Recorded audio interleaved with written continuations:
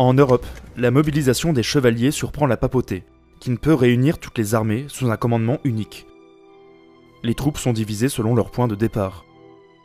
Aux barons du Midi ayant participé à la Reconquista, comme Raymond de Saint-Gilles, s'ajoutent les seigneurs du Nord, Godefroy de Bouillon et son frère Baudouin pour la Basse-Lorraine, Hugues de Vermandois, frère du roi Philippe Ier, Robert Courteheuse, duc de Normandie et fils de Guillaume le Conquérant. Les Normands de Sicile se joignent également au voyage. Le départ de la croisade officielle est fixé en août 1096, après les moissons, afin d'assurer un meilleur ravitaillement. Les routes empruntées sont celles tracées par les pèlerins. La discipline est mieux observée, et les différentes armées se rejoignent à Constantinople entre décembre et avril. Les Byzantins assistent effarés à cet afflux d'hommes en armure, considérés comme des barbares, et qu'ils nomment de manière indistincte les Francs.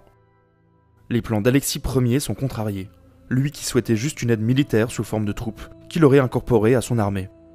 L'empereur est un fin diplomate, qui se méfie de ces hordes, et envoie des escortes aux seigneurs pour les recevoir en grande pompe. Il organise le ravitaillement de leurs armées, et en jouant sur ce point crucial, réussit à recevoir l'allégeance des barons, qui lui prêtent serment. Les seigneurs francs devront restituer les territoires conquis à l'Empire. La croisade s'incorpore désormais dans la politique byzantine, et réussit une synthèse des objectifs. Restitution des terres perdues pour les Grecs, et libération des lieux de culte et des chrétiens asservis pour les latins. Godefroy de Bouillon, rejoint par Pierre l'Ermite, est le premier à poser le siège devant Nicée en mai 1097. Leur renfort intercepté, les assiégés turcs préfèrent négocier la reddition en secret avec Alexis. Au matin du 26 juin, le drapeau des Byzantins flotte sur la ville. Les croisés commencent à douter de la bonne foi de l'empereur et l'accusent d'un double jeu.